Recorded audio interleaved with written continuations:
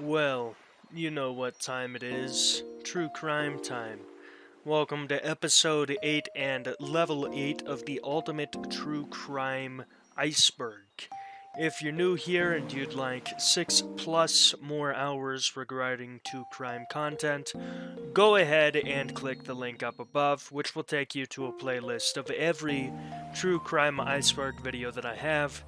And without further ado, let's just get into it.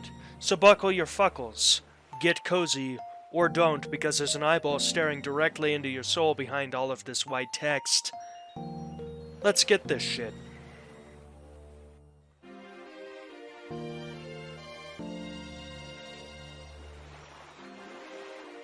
Toronto hospital baby deaths. Between July 1980 and March 1981, there was a problem in Toronto hospitals, specifically the cardiac ward of the Hospital for Sick Children. And that was babies fucking dying.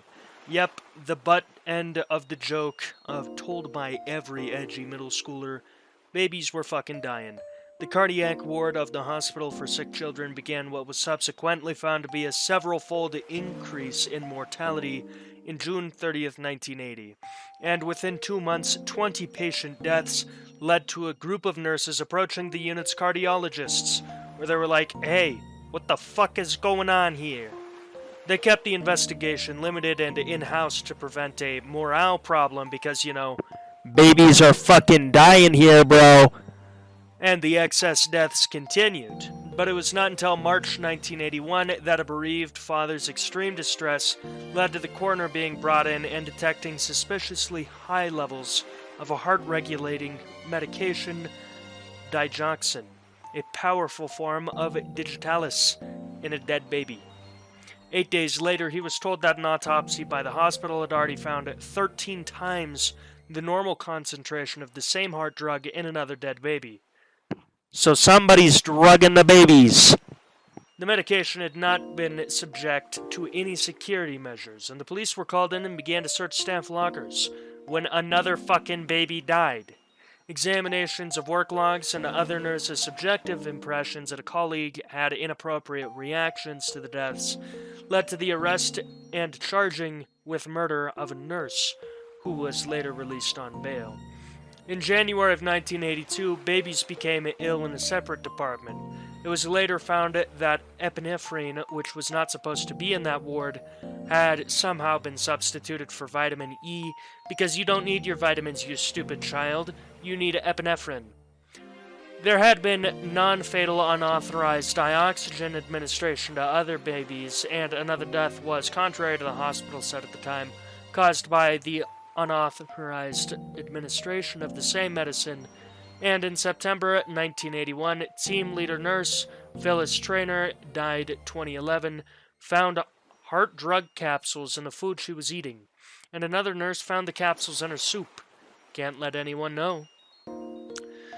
One Susan Nels was arrested and charged with the murder, but a judge acquitted her at the preliminary hearing stage and the case never went to trial, partly because she had not been on duty when one death the judge decided was an additional murder occurred, and more than one nurse being involved in a series of motiveless murders strained credulity.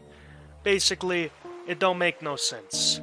The exonerated nurse did not believe that there had been any murders. That's a red flag. And in a 2011 interview, she reiterated that the 1985 inquiry report had been incorrect in stating that many deaths during a rise in mortality on the ward from 1 a week to 5 had been deliberate homicides. Nah, hear me out, bruh. Those babies, the drugs didn't kill them.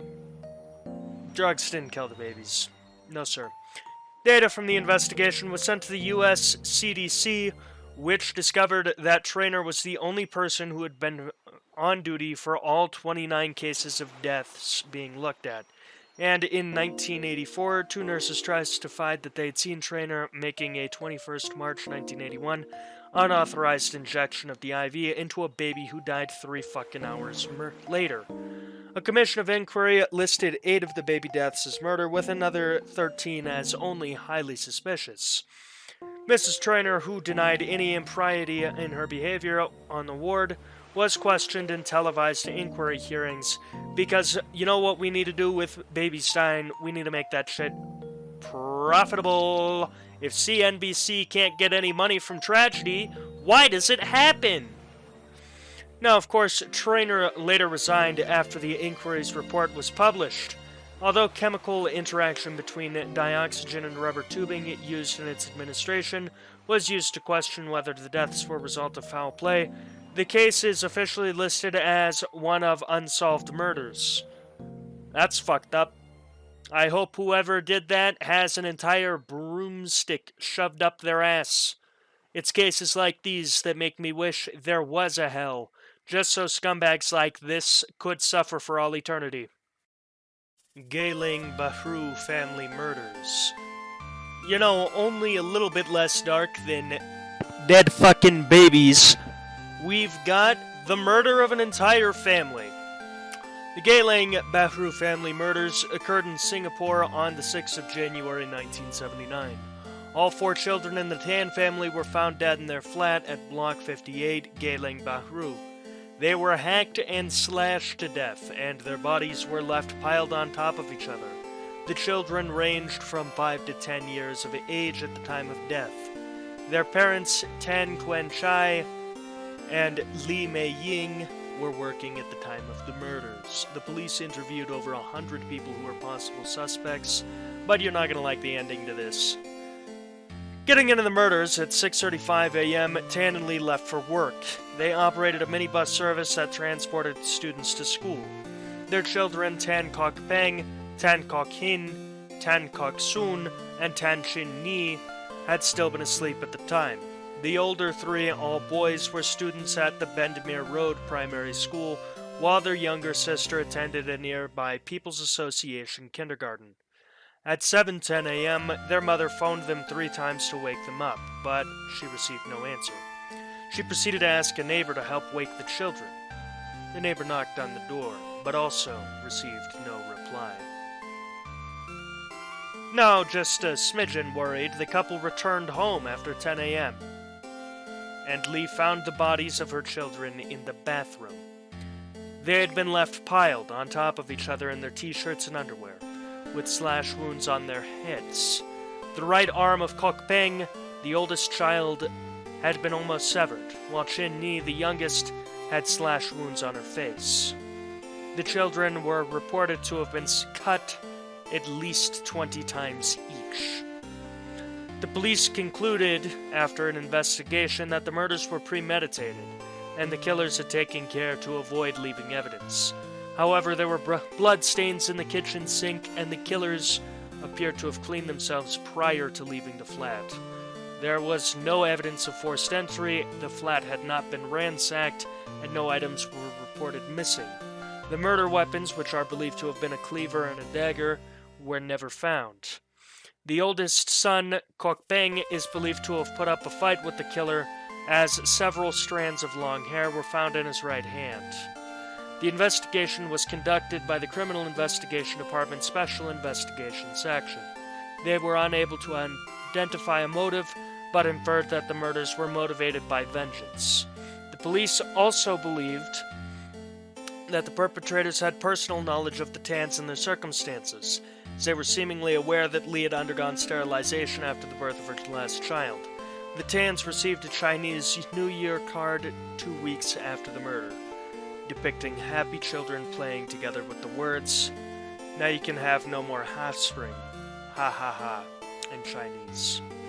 It was signed off as "The Murderer," and the sender addressed parents by their personal nicknames, Ah Chai and Ah Heng, further implying the theory that it was someone with close relations or knowledge of the family.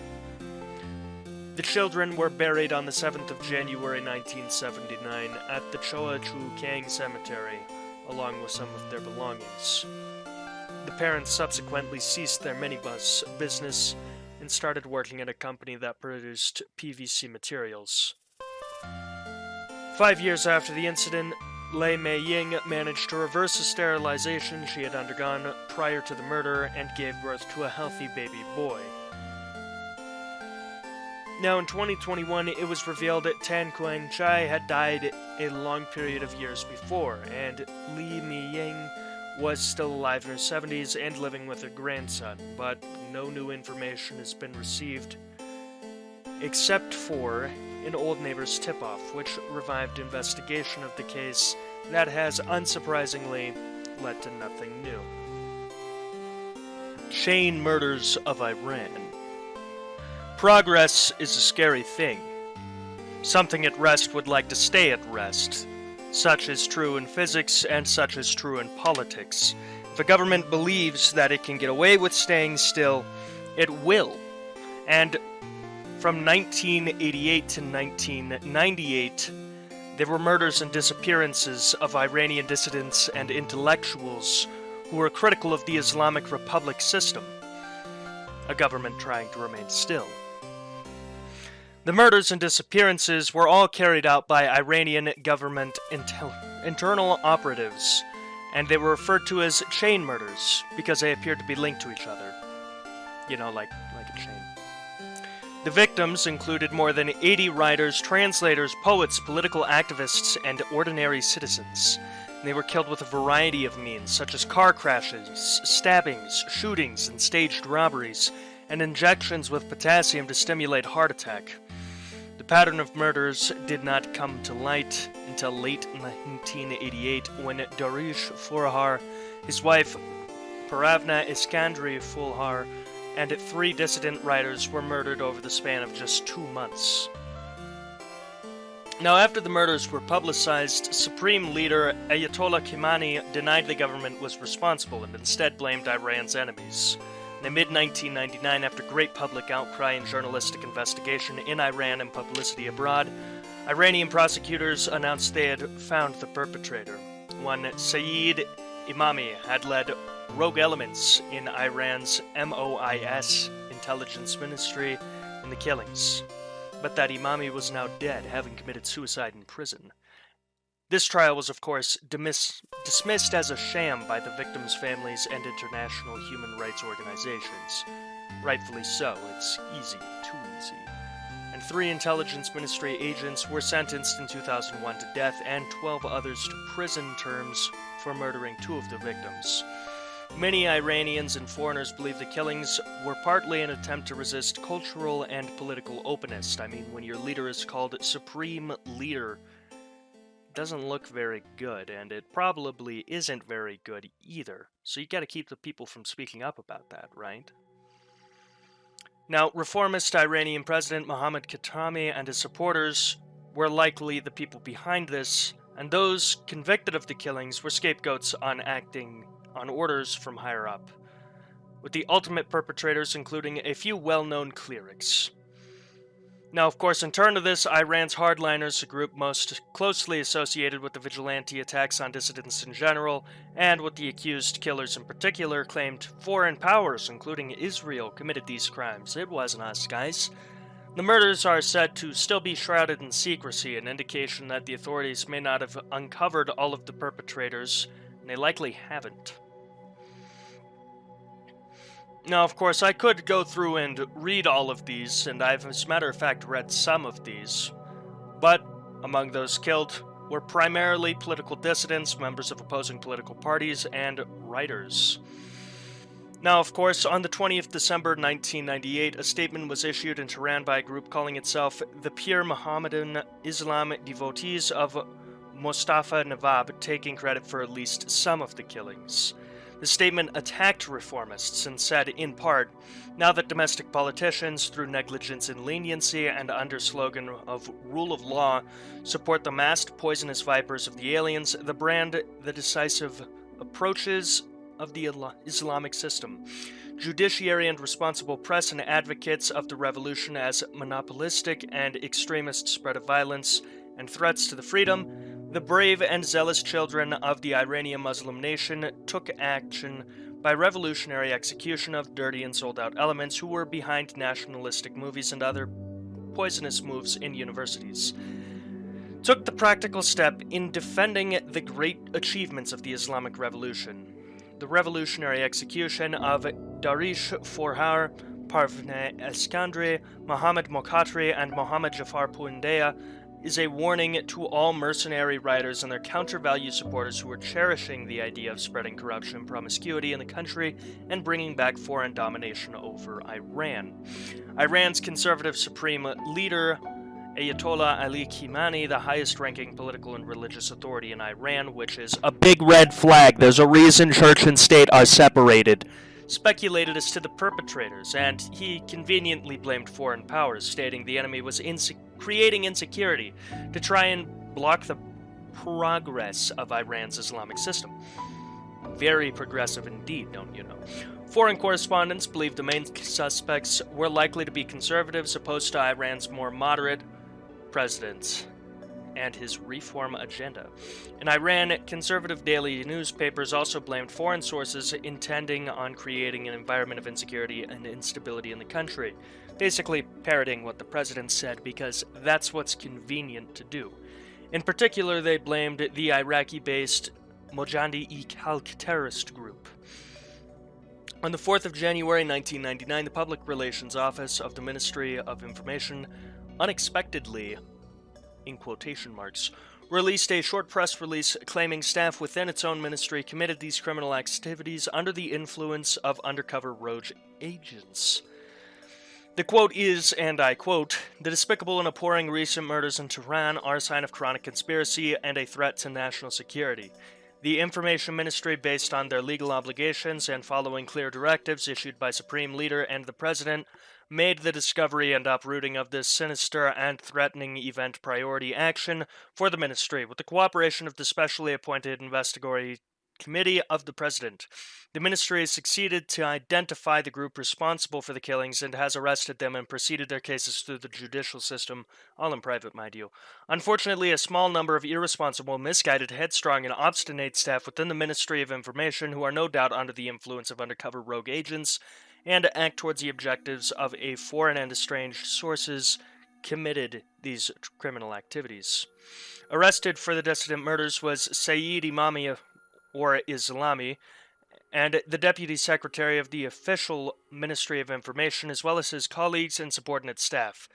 Most notably, Mehtrad Ali Khani, Mustafa Kazemi, and Corso Basadi.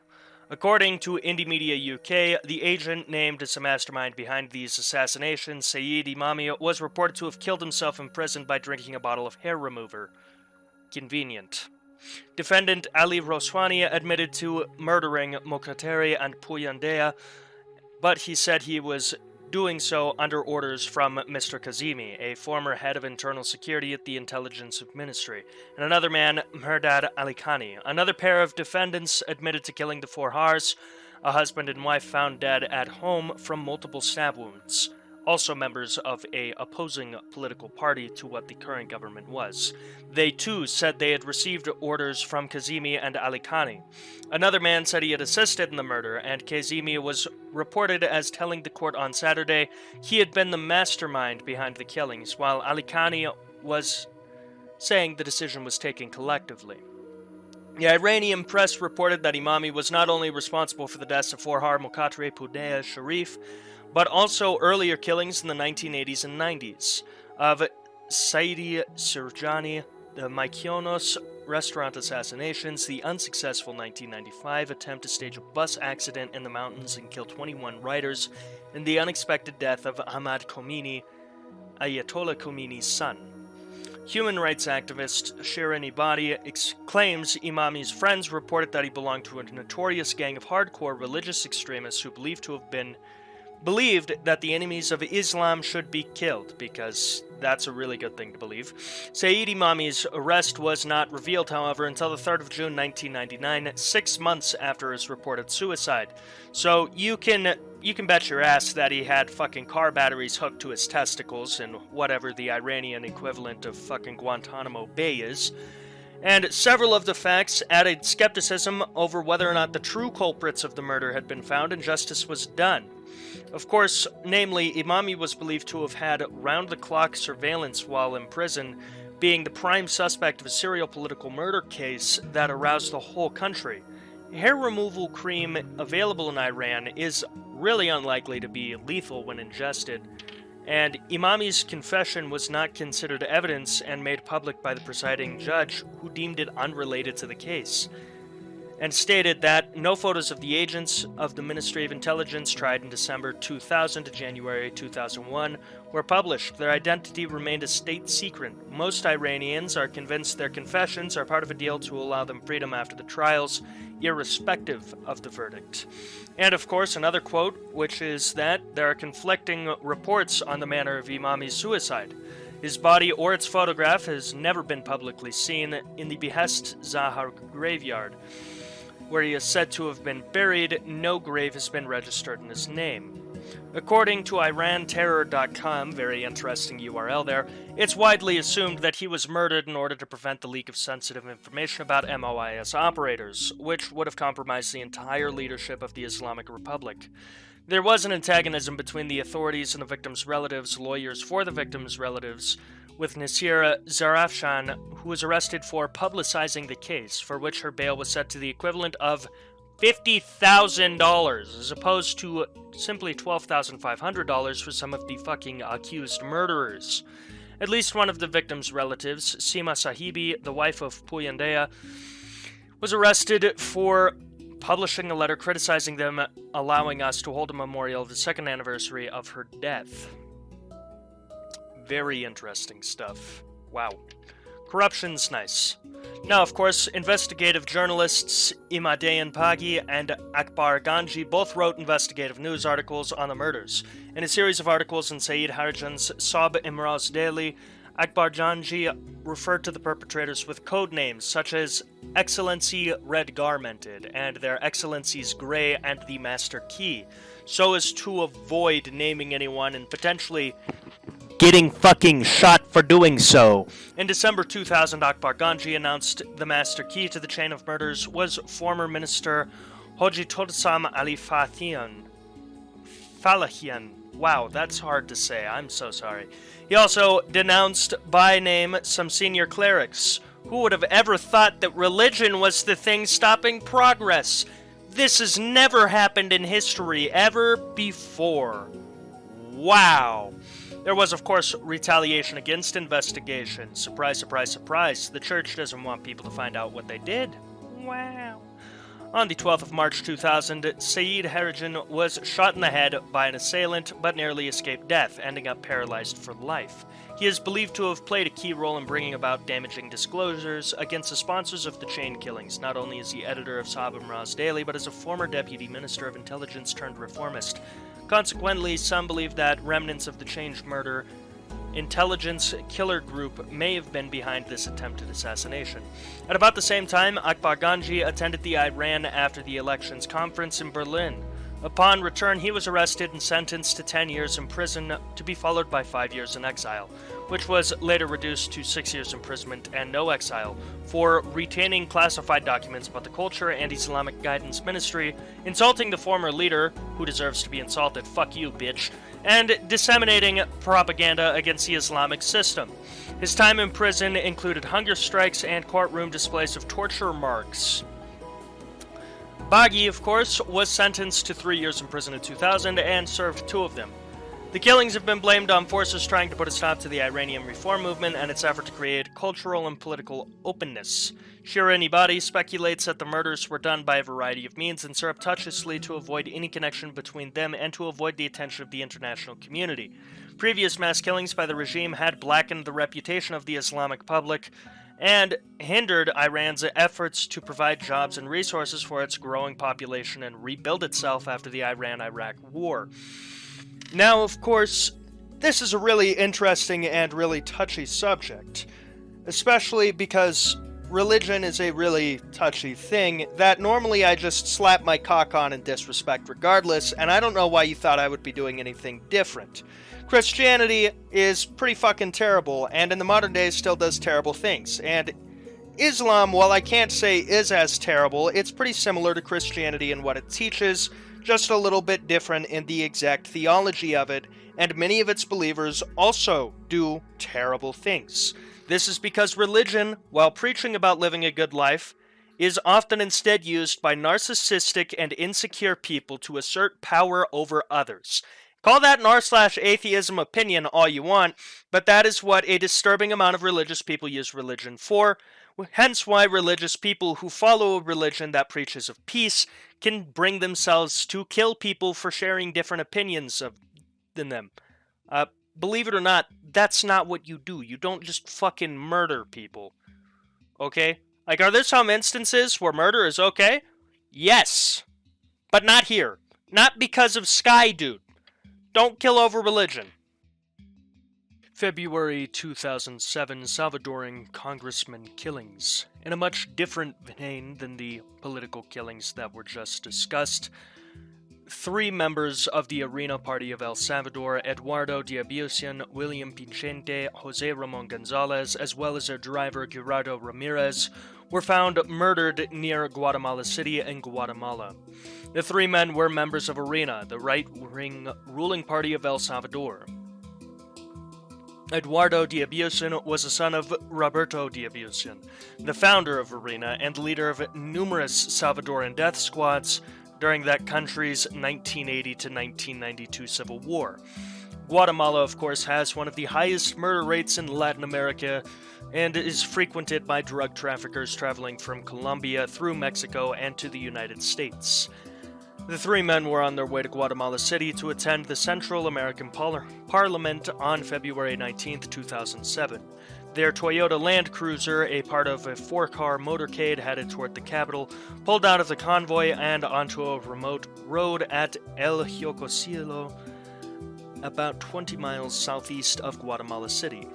The next day, the bodies of the 3 congressmen and their driver were found in their charred and burned vehicle. There were indications that they had been tortured before death. Soon after the murders, 4 Guatemalan policemen were arrested. They had been tracked by a GPS system embedded in a police vehicle that was at the scene of the killings. They were formally charged in connection with the case on February 22nd, and all 4 suspects were then secretly moved to the maximum security prison El Boquiran, 40 miles east of Guatemala City. On February 25th, the 4 men were murdered inside of their prison cell. The killings were followed by a prison riot. The warden and some guards were taken hostage. Initial reports suggested that the gunmen entered the prison disguised as visitors. The national police, however, stated it was more likely that the gunmen came from inside the prison, since it would have been almost impossible for them to have gotten past the 3 security parameters thrown around the building: the prison guards, the national police, and the army. 20 men at the prison were arrested, including the warden and many guards. The dramatic killings immediately spawned a number of conspiracy theories, which were dismissed by Erwin Sparrison, chief of the Guatemala National Police. People don't want to believe that the reality is simpler, more ironic, and more stupid. It wasn't a great series. It was a great series of coincidental events, not a great conspiracy.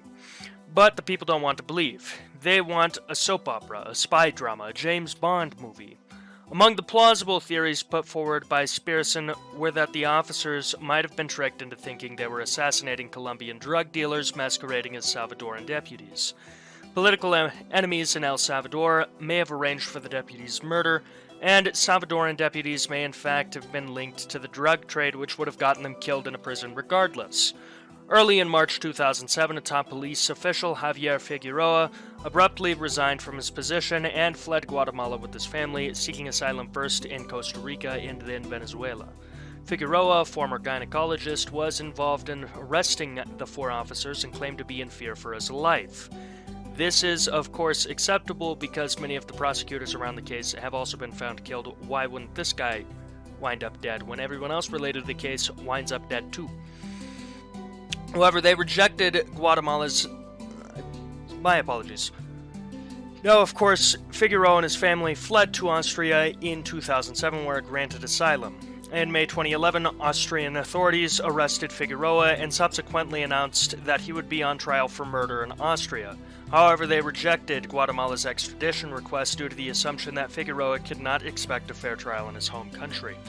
On March 26, 2007, Aaron Spencerson, chief of the National Police, and Carlos Vielman, the Interior Minister, resigned as a consequence of the 2 sets of killings. On April 8, 2008, Victor Riviera, a Venezuelan national, was shot and killed while driving in Guatemala City. 2 days earlier, he had been fired from his advisory position at the Ministry of the Interior, where he was investigating the deaths of the Salvadoran deputies. The murder of Rivera, in turn, was investigated by former Attorney General Alvaro Matus, who himself was accused of conducting a cover-up by prosecutors from the Comisión Internacional contra la Impunidad in Guatemala. Matus surrendered to authorities on February 3, 2009, but charges against him were immediately dropped by the public ministry and he was released. In July 2008, 13 suspects in the accused killings of the 4 suspects were acquitted by a judge. On July 14, 2008, the state prosecutor who had accused them, Juan Carlos Martinez, was shot dead in Guatemala City. Wow. Interesting. The motives behind the suspects range from drug cartels who were linked to the 3 dead men in Guatemala, or Guatemalan and Salvadoran security officials, but at this point we don't really know, and whoever tries to know gets fucking killed. So I think it's best if we just keep our noses out of that. Seewen murder case. The Seewen murder case, 1976, is one of the biggest Swiss crime cases and is the biggest Swiss murder case. 5 people were killed and the suspect remained unknown after the 20-year statute of limitations expired in 1996. Now, against the track record that Switzerland has, I would say that the murder of 5 people is not very neutral. But let's just go ahead and get into the course of events. The killings took place during the Pentecost weekend of 1976 in a weekend house named Waldegli. Wow, I'm not good with that. Located in a small atonement garden. The atonement garden stood in a protected forest in Seewen, my apologies, Dornach, Solheim, Switzerland. 5 people were killed with a Winchester rifle, with a total of 13 rounds being fired. 13's an unlucky number. 11 of the shots hit the head of the victims, while the other 2 shots hit the chest of the victims. Robert Siegrist, the son of the 2 victims, Eugene and Elsa Siegrist Sackinger, wrote in his book Der Mordfall Seewen that one of the victims was shot 4 times in the head, with each shot hitting the victim with precision. The 5 victims were Elsa Clara Siegrist Sackinger, 62 at the time of death, Eugene Siegrist Sackinger, 63, husband of Elsa, Anna Westhauser Siegrist, sister of Eugene Siegrist, Emanuel Westhauser, 52, son of Anna Westhauser, and Max Westhauser, 49, son of Anna Westhauser Siegrist. The crime was discovered on June 6, 1976 by a female walker, and when the police arrived they found 4 corpses in the house with a 5th wrapped in carpet on the terrace. It is suspected that only Elsa and Eugene Siegrist Sackinger were meant to be killed, but the killer was surprised at the presence of the other 3 people and just fucking murked them as well. Now, there are, in fact, 2 suspects, which is a lot more than a lot of these other cases I've read about have. The criminal investigation revealed one Mr. Karl Doser, and the criminal investigation around him followed many leads that systematically searched for owners of Winchester rifles. However, there was little hope of finding the culprit until the fall of 1996, when a Winchester rifle was found hidden within the walls of a kitchen house belonging to a woman named Doser. The gun, which belonged to Karl Doser, was an Italian Winchester imitation with a short barrel. It was identified as a weapon used to kill the victims. It was discovered that Karl Doser was a loner living in Basel. He had legally bought the rifle in 1973 from Hoffman and Reinhard Waffen AG. He had later been interviewed by police, but he lied, telling them he had sold the gun on the flea market. However, Doser was not charged because a clear motive for the killings could not be found, with no recorded meeting between Doser and the victims ever happening. But majority of the Swiss population believes Doser was a killer because, this is one of the only guys that has a fucking Winchester-like rifle in the nation. Who else would have done it? Now, the who else in this case is Adolf Johnny Siegrist. A man named Hans Blaser felt that it was his business acquaintance Adolf Johnny Siegrist, who was related to the murder couple, was the main culprit, with Doser assisting in the murder. Blaser, a combat shooter, claimed that Johnny had asked Blaser for a machine pistol.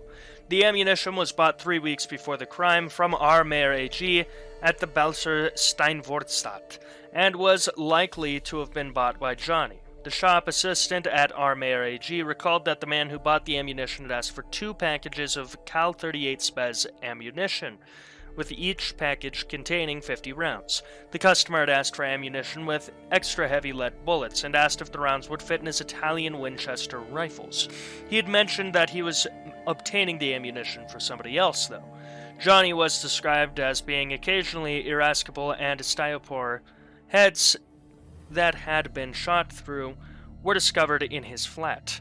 It was suspected that his motive for killing the victims was related to his relationship with the victims, and in addition, Johnny was 1.5 meters tall and had a voice that sounded like a woman's voice, had an inferiority complex which could have played a big part in his motive for killing the victims. You know, little men have to make sure they're the biggest men in the room, even if it's by murder in this case. It is also suspected he wanted revenge against his Segrist Sackinger couple for having nicknamed him Dolfeli, which is a belittling nickname for Adolf, and Globy, which is the name of a Swiss children's book protagonist. He was arrested temporarily, but died in the mid-1980s, so you can't really charge a dead man, can you? Chen family homicides. Chen Jinfeng and his similarly aged wife, Hai Yi Li, natives of Huayu in the province of Fujian, in the southeastern shore of mainland China, came to the U.S. in the early 2000s. They settled in the Albany suburb of Guilderland, near a takeout Chinese restaurant owned and operated by relatives where Jin also worked. The family had 2 sons, Anthony and Eddie, and they were born in 2004 and 2007 respectively. They attended the local elementary school in their formative years.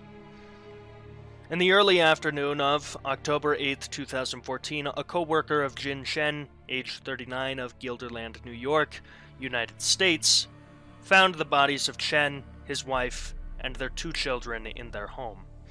Police were called to the scene and determined that the family had been killed sometime in the hours before dawn that day, either by knife or hammer. No suspects have been identified as of January 2020, but the investigation is continuing. It was the first quadruple homicide to occur in New York's Capital District, a grim first to have, most certainly. The region surrounding Albany, the state capital, making up Capital District. A considerable amount of forensic evidence, including DNA, has been collected but not generated any leads.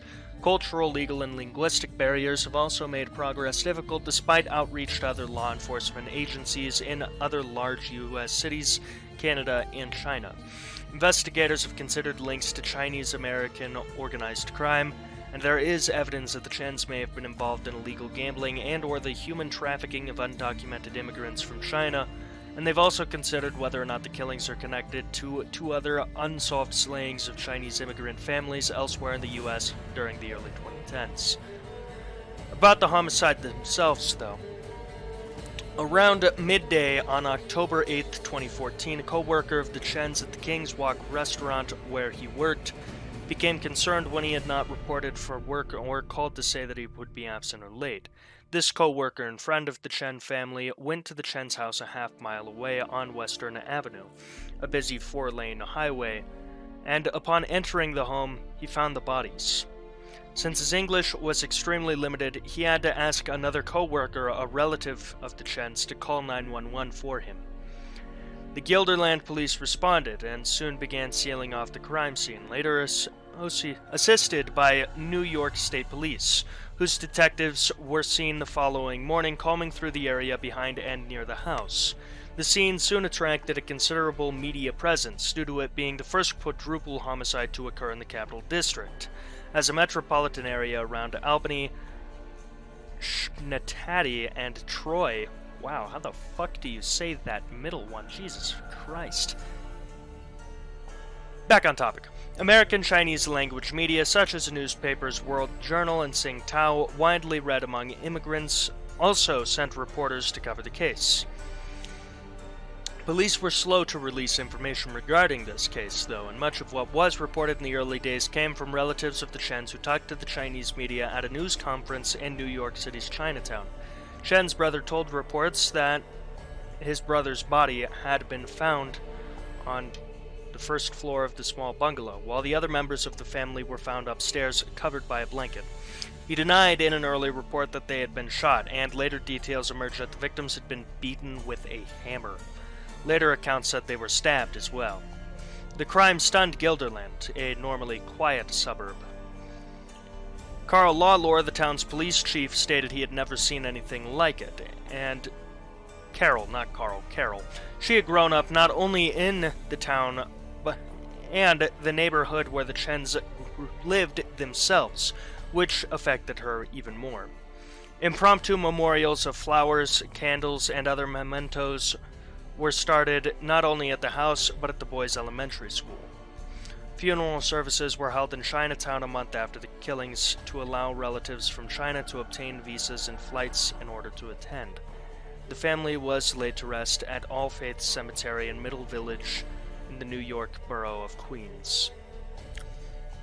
Local law enforcement officials in the investigation stated that this investigation progressed very slowly during the first 48 hours, a crucial period. If you don't have evidence that will likely solve the crime in the first 48 hours, you probably won't solve the crime.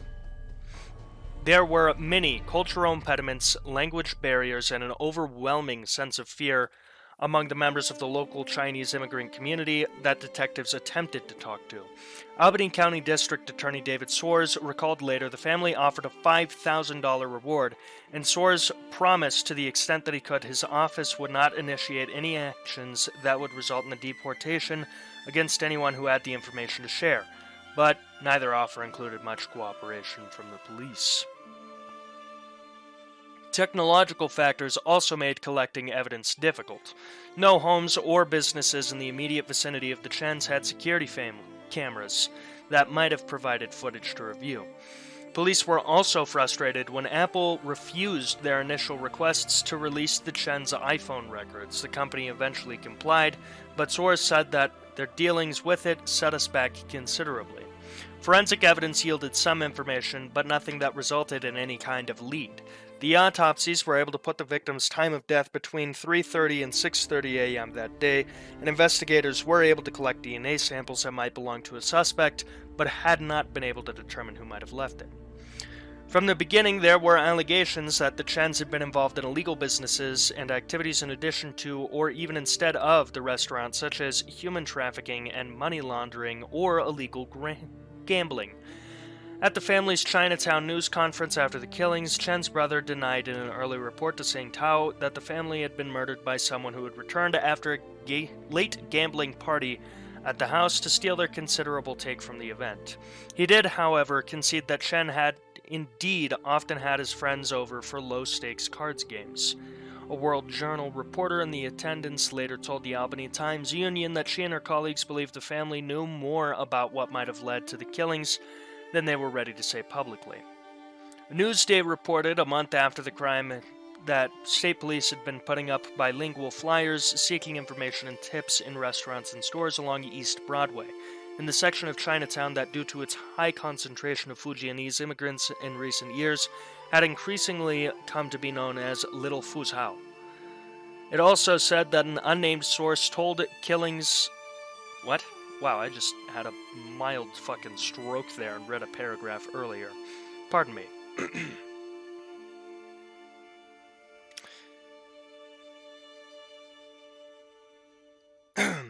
Now, Newsday reported a month after this crime that the state police had been putting up bilingual flyers seeking information and tips in restaurants and stores along East Broadway in the section of Chinatown due to its high concentration of Fujianese immigrants in recent years had increasingly come to be known as Little Fuzhou.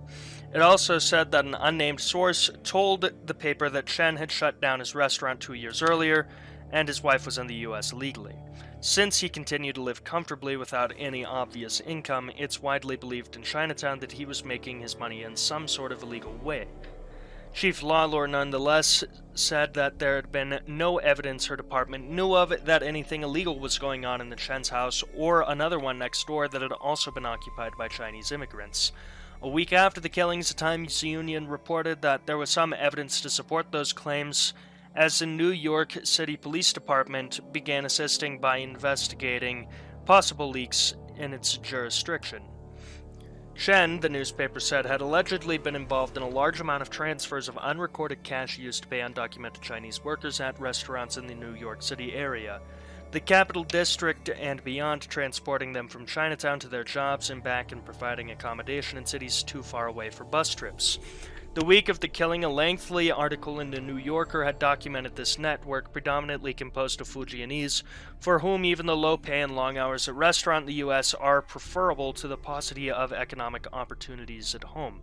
The author's primary source mentioned having taken a day bus from Chinatown to Albany to work at a restaurant there at one point.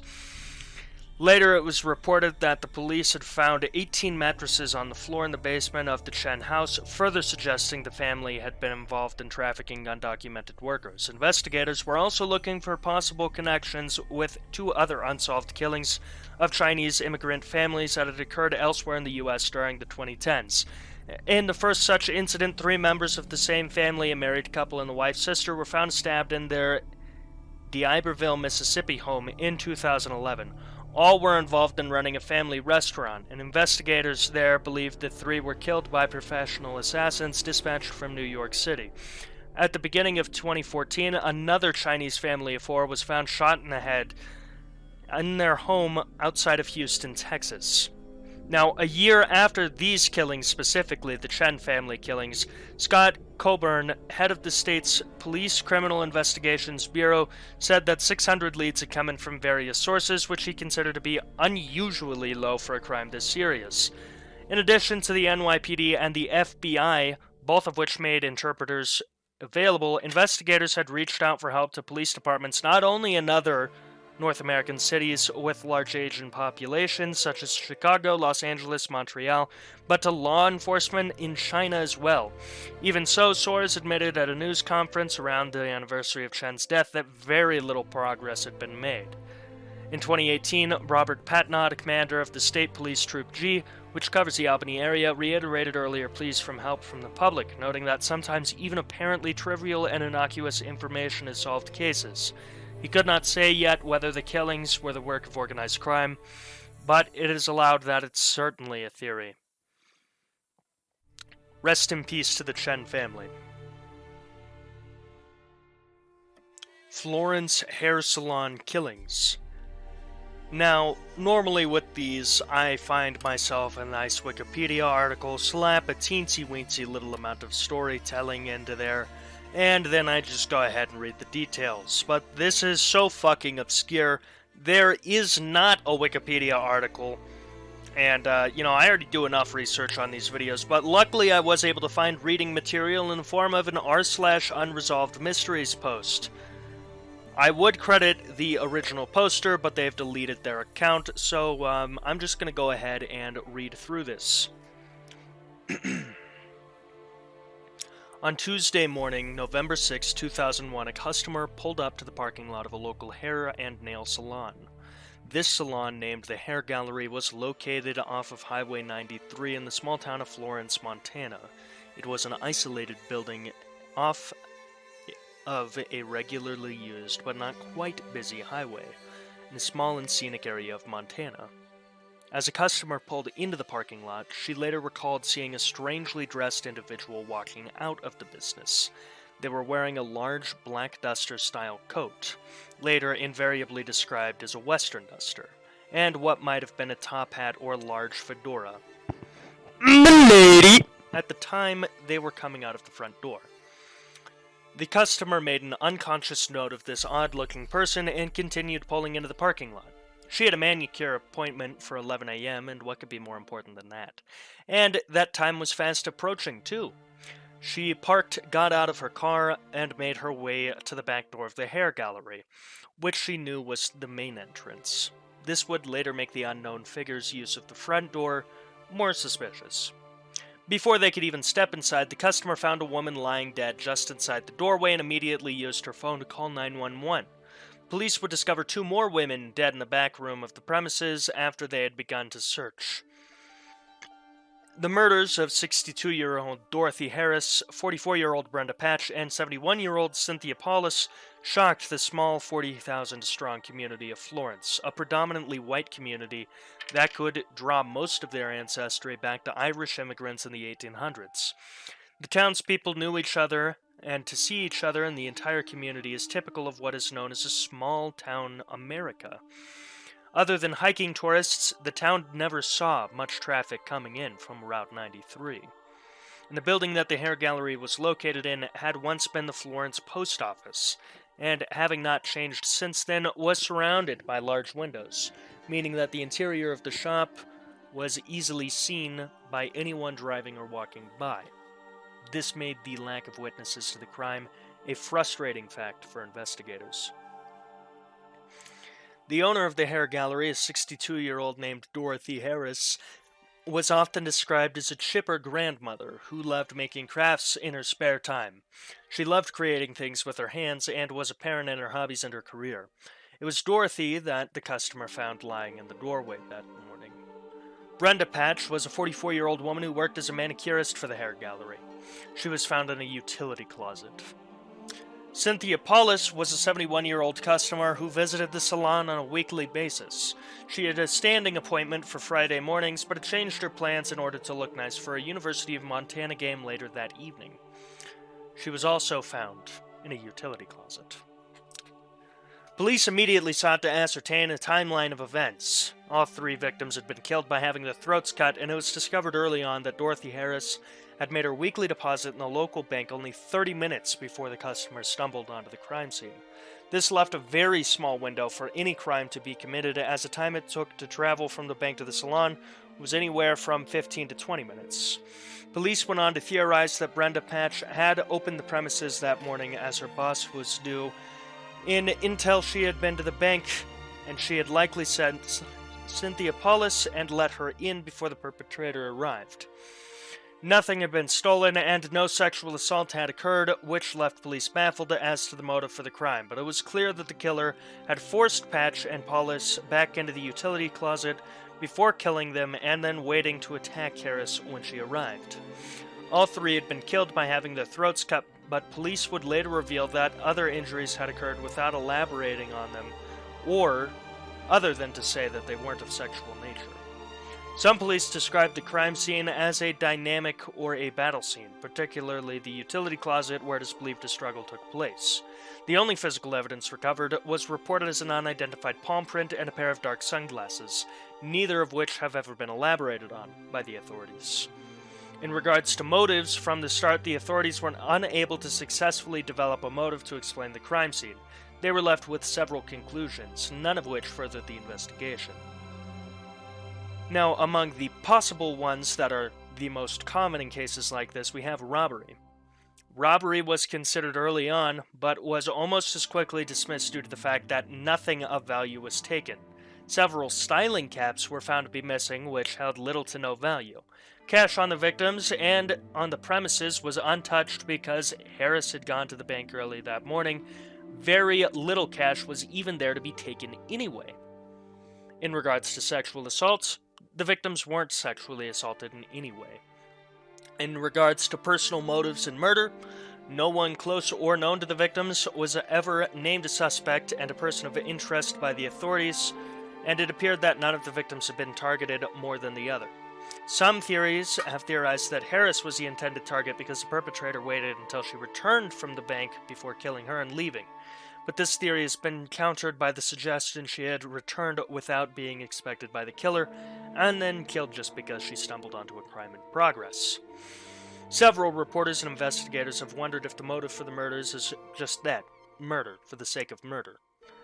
And it has been suggested the perpetrator may have simply been in Florence to commit the crimes and then moved on through the lack of similar crimes since then makes that seem implausible. The perpetrator themselves, the individual believed to have carried out the murders, is a person believed who was seen leaving via the seldom-used front door by the customer arriving for her 11 a.m. appointment.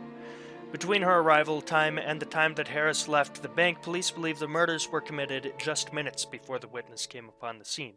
This leaves little doubt that the person leaving the scene is involved. A witness described the suspect to the police as an oddly dressed man, while other people corroborated this strange individual walking through the area at that time.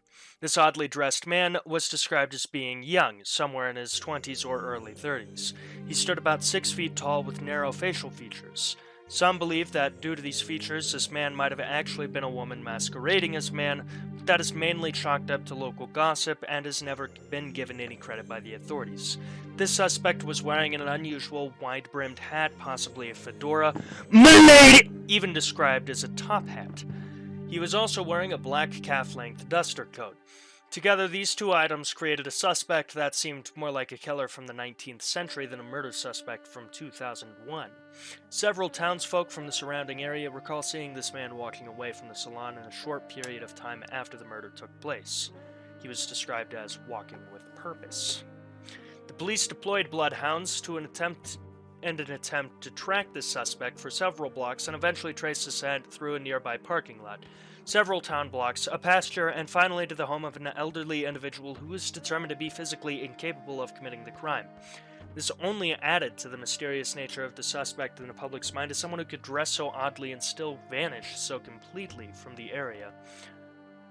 There are, of course, many similar crimes that are discussed here, but that's not too much in relation to the case itself specifically, so I'm going to go ahead and say thank you, whatever fair saint wrote all of this and did the research for all of this for me. I appreciate you a great deal, even though you deleted your Reddit account 2 years ago. And that does it for tonight's installation of the Ultimate True Crimes Iceberg. We've made it all the way through level 8, and we did it in less than 2 hours, so isn't that fantastic? I'd like to take a moment to genuinely thank everyone who watched this far. I appreciate it a great deal, and it means the world to me that I get to make content and people watch it. That's a crazy fucking thought.